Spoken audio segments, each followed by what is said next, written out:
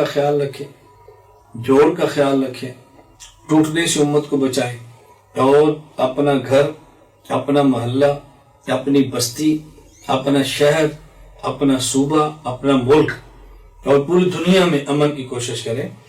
امن تباہ تب ہوتا ہے جب ہم اپنی عبادات دوسرے پر مسلط کرتے ہیں، اپنا مذہب دوسرے پر مسلط کرتے ہیں، تو وہاں امن تباہ ہوتا ہے۔ اور جب اپنی عبادت گاہوں میں اپنا مذہب کے مطابق عمل کیا جائے تو پھر امن تباہ نہیں ہوتا بلکہ امن قائم رہتا ہے۔ اس لیے ہمیں بطور خاص اپنی عبادت گاہ میں اپنی عبادت کرنی چاہیے، اور اپنی عبادات اور اپنے اعمال کو دوسرے پر مسلط نہیں کرنا چاہیے۔ جب دو چیزوں کا خیال کریں گے تو ملک میں امن ہوگا۔ نمبر 1، اپنے مذہب، اپنے مسلک پر عمل کریں، اور اپنا مذہب، اپنا مسلک دوسرے پر مسلط نہ کریں۔ نمبر 2، اپنے مذہب، اپنے مسلک کو اپنے پاکستان جیسے ملک کے قانون اور آئین کے اندر رہتے ہوئے ادا کریں۔ تو انشاءاللہ اس کا فائدہ کیا ہوگا؟ جب اپنے مسلک، اپنے مذہب کو دوسرے پر مسلط نہیں کریں گے تو فرقہ واریت اور مذہبی فسادات نہیں ہوں گے۔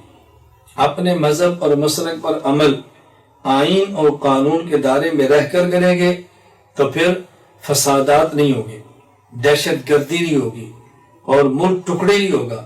تو ہم نے دو چیزوں کا اہتمام کرنا ہے، اپنا مذہب، اپنا مسلک دوسرے پر مسلط نہ کریں، وگرنہ فرقہ واریت اور مذہبی فساد ہوں گے۔ اپنے مذہب اور مسلک کو آئین اور قانون کے دائرے میں رہ کر کریں تو پھر دہشت گردی نہیں ہوگی۔ جب آئین اور قانون کو توڑ کر کریں گے پھر دہشت گردی ہوگی، پھر ٹکراؤ ہوگا، ملک کی سالمیت کو خطرہ ہوگا۔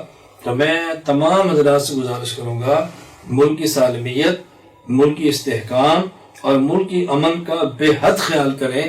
کچھ وقت کے لیے اپنے جذبات کی قربانی دینا پڑی تو دے دیں، لیکن ملک کو تباہ ہونے سے بچائیں، ٹکڑے ہونے سے بچائیں، اداروں کے ساتھ لڑنے کی پالیسی نہ بنائیں۔ اللہ تعالی ہم سب کی حفاظت فرمائے، اللہ ہم سب کو اپنے مسلک اور مذہب کا خیال رکھنے کی توفیق دے، اپنے ملک کے قانون اور آئین کا تحفظ کی توفیق دے، اور ملک میں مذہب اور مسلک کو سمجھنے والے علماء سے تعاون کرنے کی توفیق دے، اور ملک کو چلانے والے تمام ادارے ان کو سپورٹ کرنے کی اللہ میں توفیق عطا فرمائے۔ اللہ تعالیٰ اسلام اور ہمارے ملک کی حفاظت فرمائے۔ اللہ ہم سب کو اس محنت کے لیے قبول